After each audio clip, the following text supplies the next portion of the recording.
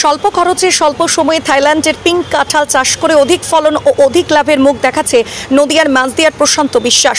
নিজে প্রথমে বাড়ির নিকটস্থ 1 বিঘা জমিতে 20টা চারা দিয়ে শুরু করেন পিঙ্ক কাঁঠালের চাষ। 2 বছরের মধ্যেই পেতে শুরু করেন অধিক ফলন। ওই গাছ থেকে কলমের মাধ্যমে তৈরি করেন চারা এবং খুবই স্বল্প মূল্যে 50 থেকে 60 টাকায় অন্যান্য চাষিদের কাছেও বিক্রি করেন চারা। তার কাছ থেকে চারা নিয়ে নদিয়ার বিভিন্ন প্রান্তের মানুষ এই পিঙ্ক কাঁঠালের চাষ শুরু করেছেন। এই চাষে প্রতি বছর গড়ে বিঘা 3 থেকে 4 লাখ টাকা লাভ হয় চাষিদের। কাঁঠালের পাশাপাশি 12 মাসি আম, 12 মাসি মৌসুমি লেবু, হাইব্রিড পেঁপে সহ অন্যান্য ফলও তারা চারা তৈরি করছেন এই প্রশান্ত বিশ্বাস। প্রাতিষ্ঠানিক শিক্ষা না থাকলেও শুধুমাত্র কর্মদক্ষতার মাধ্যমে তিনি নিজের তথা অন্যান্য চাষিদের দেখাচ্ছেন লাভজনক নতুন চাষের দিশা। প্রায় প্রতিদিন দূর দূরান্ত থেকে বিভিন্ন মানুষ আসেন তার এই নতুন ধরনের চাষ দেখতে এবং চারাগাছ সংগ্রহ করতে। দেখুন সেই কাঁঠাল বাগানের দৃশ্য এবং এই চাষ সম্পর্কে কি বলছেন এই কৃষক। শুনুন ব্যুরো রিপোর্ট, বাংলার প্রতিনিধি। কাঁঠাল এই কল্পনা মাথায় কিভাবে আসলো?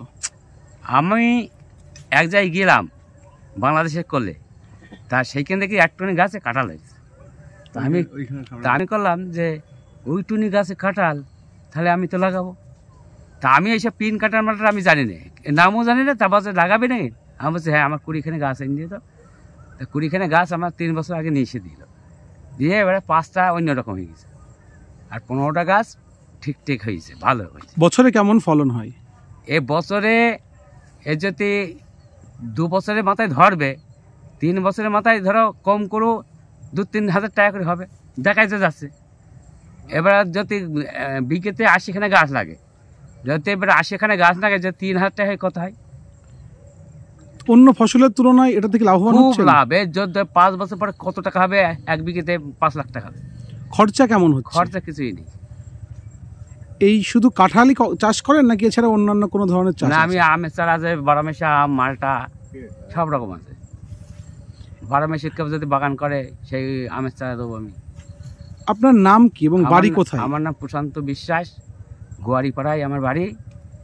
যদি কেউ যদি আসতে চায় কলকাতাতে, তাহলে নামতে হবে তোমার মাইদিয়া নেবে, তারপরে বলছে গোয়ারিপাড়া মোড়ে যাবো। গোয়ারিপাড়া মোড়ে আসলেই হয়ে যাবে। আপনি কি চারাও বিক্রি করেন? হ্যাঁ, আমি চারা বিক্রি করি।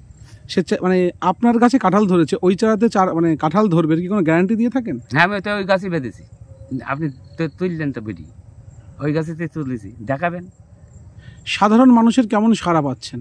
সারা আমার তো বহু দূর তো লোক আসে, অনেক মালদা, এদিকে সুন্দরবন, এদিকে বহু দূর কুচবিহার, অনেক দূর লোক আসে।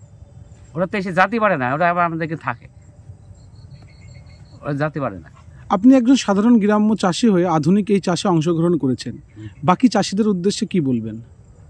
বাকি চাষিদের আমি বলতে চাই, ওইসব করে কোনো ফায়দা হবে না। যদি এই কাঁঠাল লাগাই তাহলে সে খুব ভালো হবে। প্রতি বছর কত টাকার আনুমানিক কাঁঠাল বিক্রি করেন?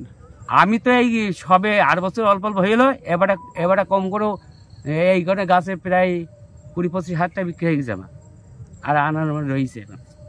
তার মানে 50 হাজার টাকা বেচবো আমি, আমার ধারণা আছে। আপনার নাম? আমার নাম প্রশান্ত বিশ্বাস, বাড়ি? বাড়ি গোয়ারিপাড়া।